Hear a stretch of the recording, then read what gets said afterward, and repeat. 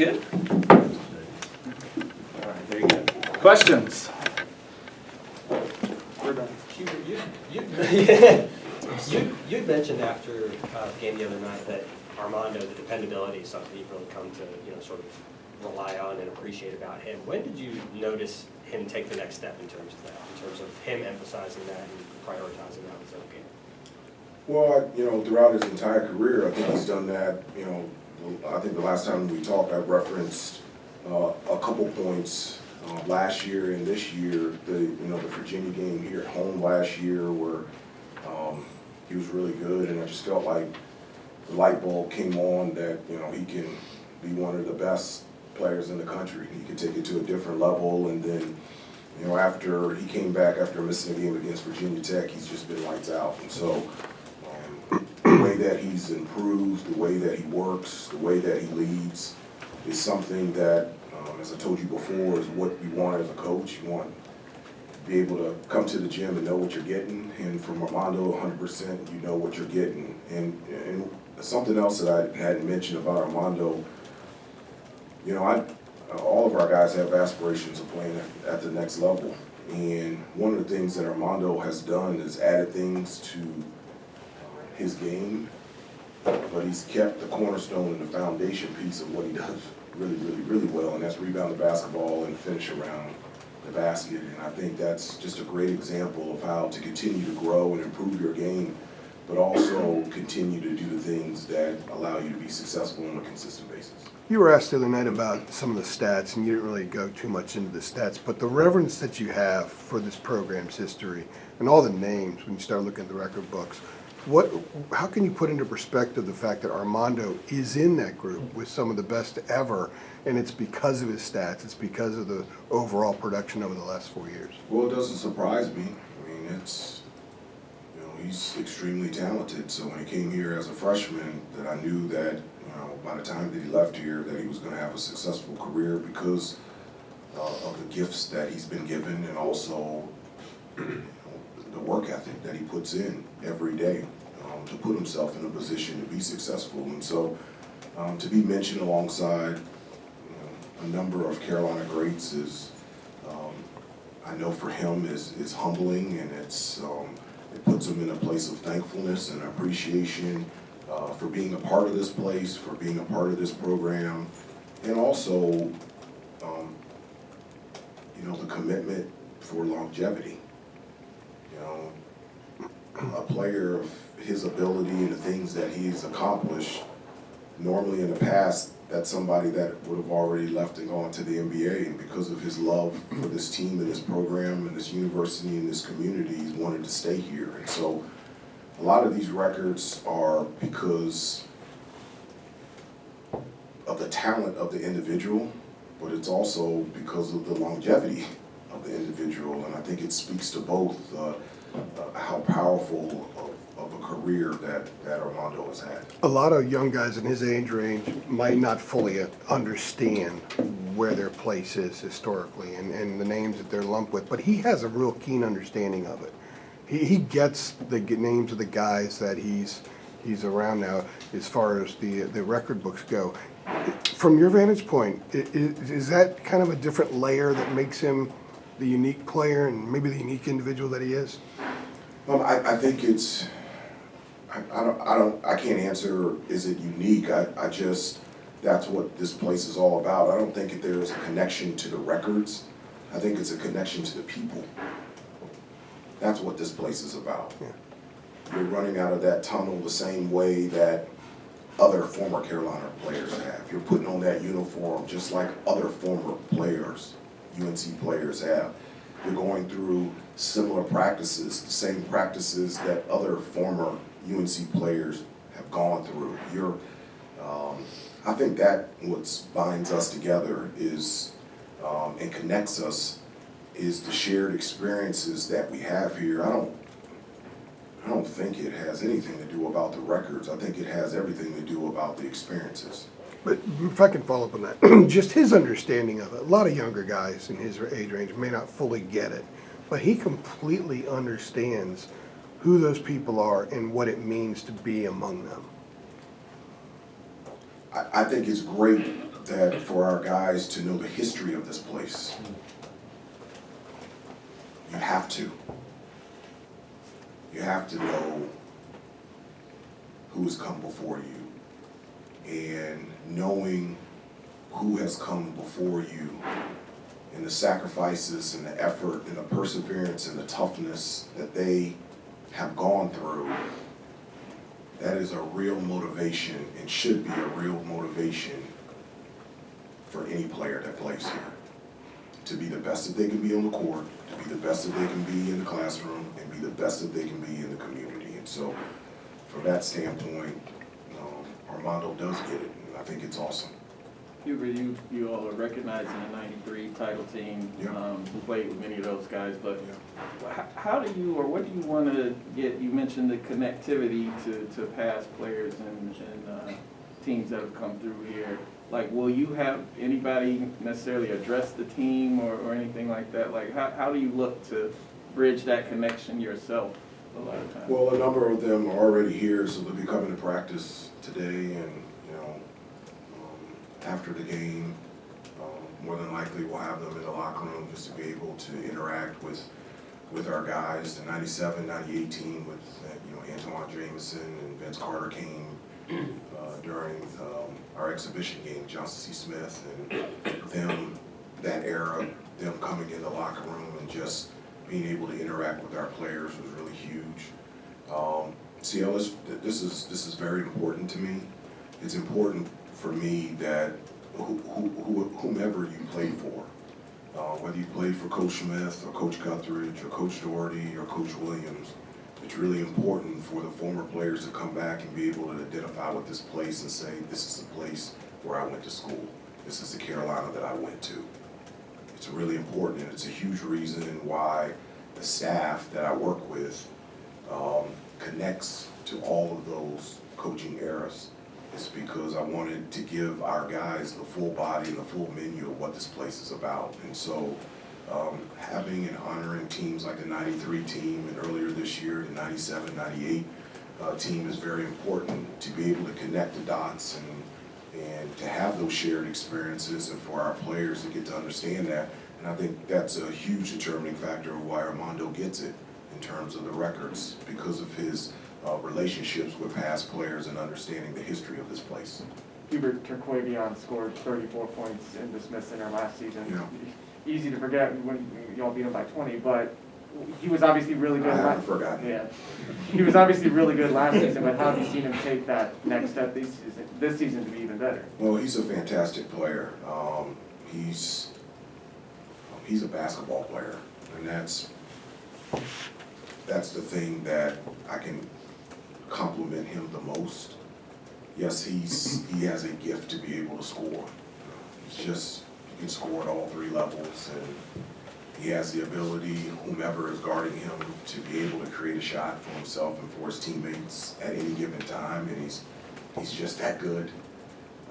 But he gets after it on the defensive end, and I don't know where he ranks in terms of assists, but it's up there in terms of the ACC, so he's making guys better.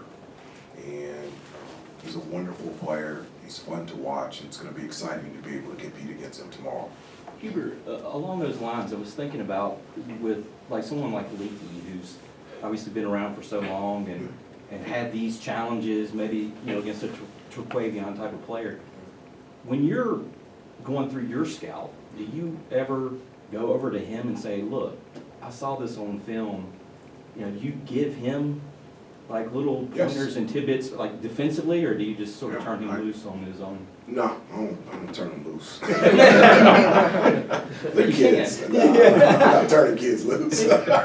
No, I talk to them. I talk to all of them, and just give them information and insight on everybody. Like the reason I tell the guys, the reason why that is interesting. I told them when I was in school, we didn't even have scouting reports. Only thing Coach Smith used to do is write the names on the board, and he put a star next to a guy that can shoot and put 2 stars next to a guy that can really shoot. That's it.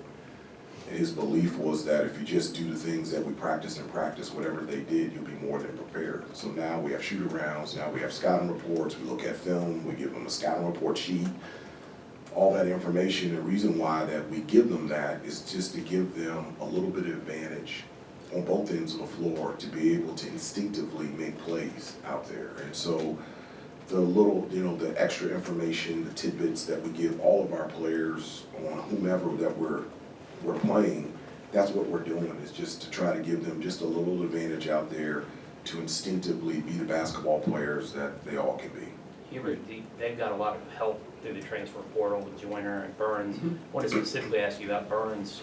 This guy's got a good touch around the rim, but one thing that strikes me is when you watch him, like in the Miami game, they ran a lot of their offense in the second half. He's a threw him in gifted the middle, passer. and he moved the ball so effectively. Like, how difficult of a challenge is it defending a team that has a big man that can pass that well? It's very difficult. It's extremely difficult because, he has a gift at being able to score around the basket. He just can. He does a really good job of getting the position down low on the block, and his ability to use his size to be able to create space to score consistently down on the block is a huge problem every night he steps on the floor. What makes him even more difficult to defend is, normally you could just say, okay, let's just go double team him. You can't do that. It's because he's such a gifted passer. He's almost like a second point guard out there, given his ability, his great vision. Not only is he a really good passer, he's also somebody that gets the ball to the right person at the right time where they can actually do something with it. And so he's playing at an extremely high level. He's, as I said before, he's extremely gifted, and it's going to be fun to watch the matchup, between him and our bigs. Hubert, do you know now, is Jalen going to be available? Yeah, he'll be available. He practiced yesterday. So Jalen will be back. He'll be available. How did Pete handle the couple days since the game as far as recovering, how he felt after getting 30 minutes? I thought he felt, he says he felt great. And, one of the things that he came in office the day after, and, we sat down and talked, and, I asked him specifically, how did you feel? What kind of things you feel like you could do better, and you felt good out there. And so we had a great conversation about the things that I'd like him to do even more out there on the floor. I thought, he got his career high in offensive rebounds, so I was like that. He attacked the offensive glass. But, Pete is, he's such a great person and such a great teammate. Sometimes he's such a great teammate, he wants to fit in. And we had a really great conversation, and I told him that the way that he fits in, like, the reason why we wanted him was to be a big-time player. You're not stepping on anybody's toes, you're not, we need you to be aggressive out there. And for him, on both ends of the floor. And it's something not only that we want, it's something that we need, and it's something that 100% know that he can do. And so I challenged him to take it up other levels in terms of his aggressiveness on the offensive end, not just shooting the ball from three, but attacking the basket, getting to the free throw line, running the floor, and then defensively just being a presence because of his length and his athleticism.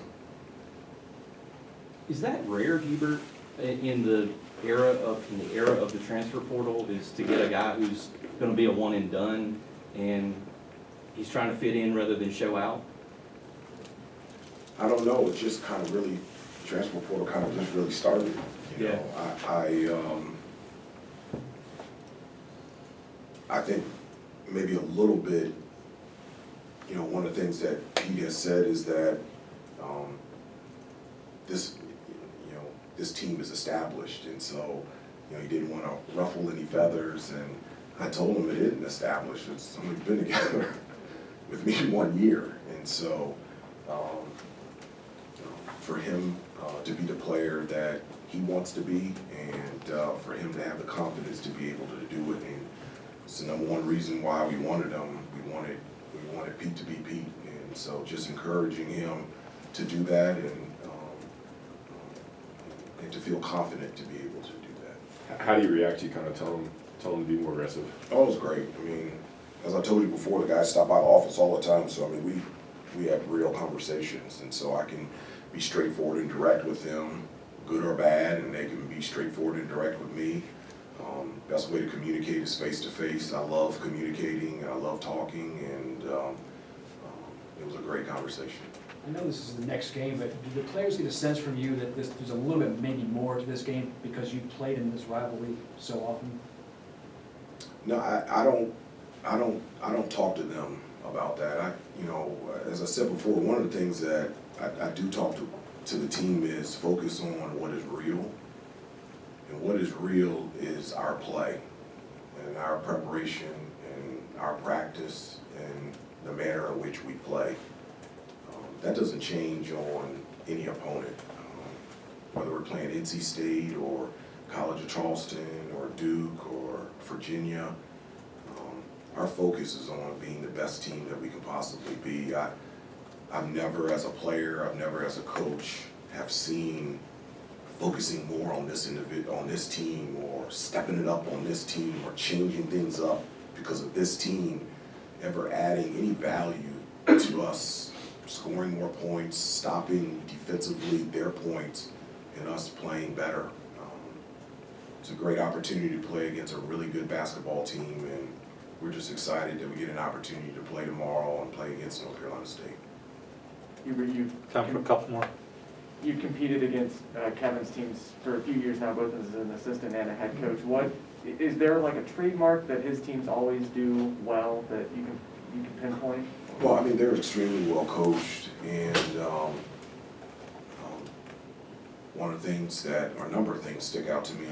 First off, from a defensive standpoint, they put so much pressure on you defensively. They're always right there up in you, and really they do a great job of pressure defenses, whether it's just man-to-man or trapping. They do a great job of creating turnovers, so that's going to be huge for us from an offensive standpoint, is to limit turnovers and make the easy play. Offensively, they always have extremely gifted players that have the ability to be able to score and be able to create one-on-one, and so every year that's NC State. I think an added layer to them this year is DJ Burns, his ability to consistently score down low on the paint. So now they have a consistent inside-outside punch from an offensive standpoint that is consistent, and it makes them even better. And so, but they're extremely well coached, and every time that we play them, whether it's here or over in Raleigh, it's always highly competitive and exciting to be a part of. You guys in NC State both lead the league in scoring. I think it's the same exact number, 79.5. When we would talk to Roy back in the day, he'd always say, well, I want more. I want it to be faster. I want it, you give him a number, he wanted it higher. Like, do you have a number you would like your team scoring at? I know more than the other opponent, I'm sure, but. Yeah. Took away you're out. You know what I was about to say? We've been together too long. This is when I would suggest asked and answered. But I'm saying, do you, you're at 80 points, basically. What number would you like them hitting? I can't remember, Kirsch, you're going to have to help me, but my number or goal, I think the highest point per game average by a Carolina team was the 86, 87 team. In that year. And I can't remember, Kirsch, I'm putting you on the spot.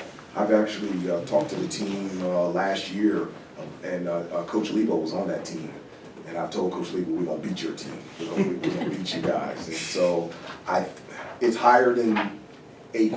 I know it is. It's gotta be. It's higher than 80, and that's where I want to be.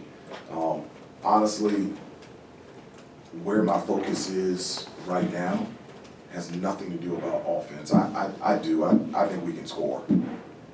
It's all about defense, and when we get after it defensively, we're really, really good. And when we are not good defensively, we're not the team that we can become. And our success, whether it's against NC State or anybody else, it is tied to defending, it is tied to rebounding, and it is tied to taking care of basketball. But Sophomore year, what was it? 86, 87. It's like 91.3. Okay. Oh, good Lord. That's what I want. Okay. You asked. All right, we'll hold you to I that. like that. Kenny Smith and J.O. Reed will help do that. Yeah. Yeah, that's it. I'm sorry, you mentioned the importance Last of one. defense, that you're comfortable with the scoring and whatnot. With some of the incontinuity you've had with Pete missing games and Jalen missing the game, Yeah. how much are you still sort of tweaking what you want to do in like ball screen coverages with your bigs? Or how comfortable are you with I'm comfortable with that. Okay. I'm comfortable with ball screen defense, you know, and we can play it a number of different ways.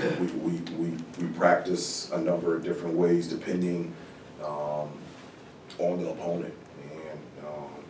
And so having guys in the lineup, out of the lineup, doesn't present a challenge in terms of how we're guarding ball screen defense, but it does present a challenge in terms of the rotation. And this season, I don't know how many times we've had a full 18. It's been 2. 2 games? Mhm.